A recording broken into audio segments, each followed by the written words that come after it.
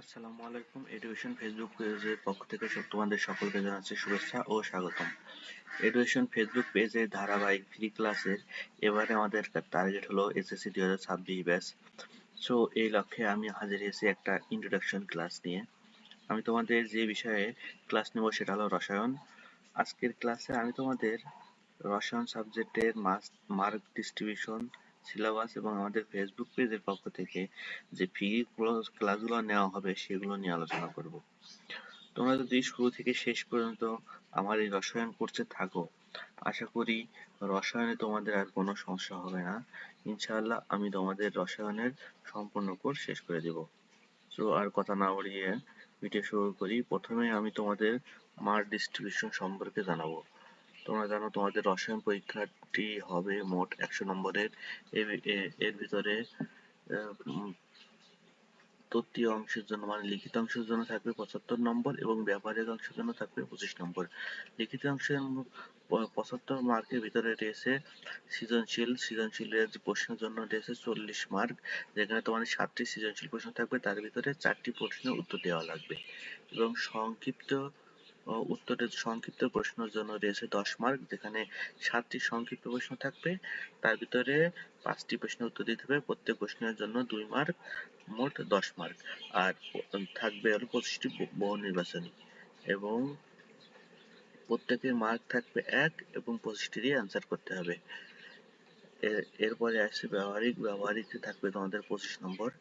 আর একটা গুরুত্বপূর্ণ নিউজ হলো যে বিশেষ দ্রষ্টব্য রয়েছে এই বিষয়গুলোর ক্ষেত্রে, মানে শুধু আমার রসায়ন নাই, তোমাদের পদার্থবিজ্ঞান, রসায়ন, জীববিজ্ঞান, কৃষি শিক্ষা বা গার্হস্থ্য বিজ্ঞান যাদের আছে তাদের সকলের ক্ষেত্রে এই বিষয়গুলোর ক্ষেত্রে 2025 শিক্ষাবর্ষের জন্য নির্ধারিত পুনর্বিন্যাসকৃত পাঠ্যসূচি থেকে সৃজনশীল প্রশ্ন, সংক্ষিপ্ত উত্তর প্রশ্ন ও বহু নির্বাচনী প্রশ্ন থাকবে, যা তোমাদের যে আগের ভাইদের যা পরীক্ষা দিয়েছে তাদের সিলেবাসে যেগুলো অধ্যায় ছিল সেগুলো অধ্যায় থেকেও কিছু প্রশ্ন আসবে। সেখানে থেকে সৃজনশীল প্রশ্ন, সংক্ষিপ্ত প্রশ্ন, নির্বাচনী প্রশ্ন থাকতে পারে। তাই তোমাদেরকে অবশ্যই তাদের প্রশ্নগুলো দেখতে হবে, সিলেবাসগুলো দেখতে হবে এবং তাদের যেগুলো প্রশ্ন এসে পরীক্ষায় প্রিভিয়াস ইয়ারের সেই কোশ্চেনগুলো অবশ্যই সলভ করে যেতে হবে। তো এবার আসি তোমাদের সিলেবাস সম্পর্কে। রসায়নে সিলেবাসে কোন কোন অধ্যায়গুলো আছে সেগুলো দেখি। তোমাদের রসায়ন সিলেবাসে যে অধ্যায়গুলো রয়েছে সেগুলো হলো তৃতীয় অধ্যায় পদার্থের গঠন, চতুর্থ অধ্যায় পদার্থের পর্যায় সারণী, পঞ্চম রাসায়নিক বন্ধন, ষষ্ঠ মৌলের ধারণা ও রাসায়নিক গণনা, সপ্তম রয়েছে রাসায়নিক বিক্রিয়া, একাদশ অধ্যায় খনিজ সম্পদ ও জীবাশ্ম। মোট তোমাদের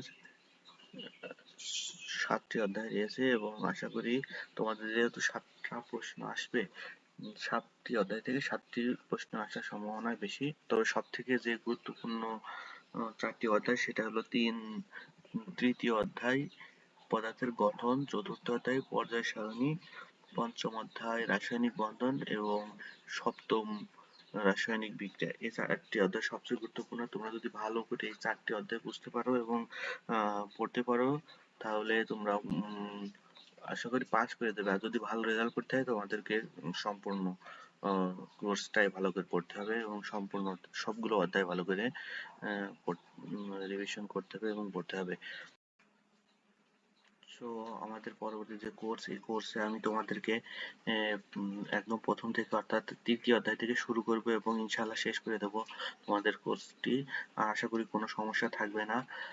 তোমাদের ক্লাসগুলো ইনশাআল্লাহ 20 তারিখ থেকে শুরু হয়ে যাবে এবং ধারাবাহিকভাবে তোমরা আমাদের ফেসবুক গ্রুপ এডুকেশন এটিতে তোমাদের ক্লাসগুলো পেয়ে যাবে।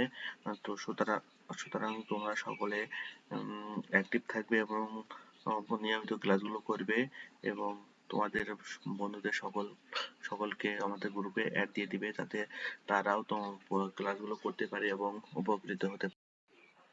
সো আর কথা না বাড়াই, আশা করি তোমরা তোমাদের সিলেবাস এবং আমাদের কোর্স প্ল্যান সম্পর্কে তোমরা সঠিক ধারণা পেয়েছো। আশা করব তোমরা 20 তারিখ থেকে আমাদের ক্লাসগুলো নিয়মিত করবে এবং তোমাদের বন্ধুদেরকেও সাহায্য করবে শেয়ার করার মাধ্যমে।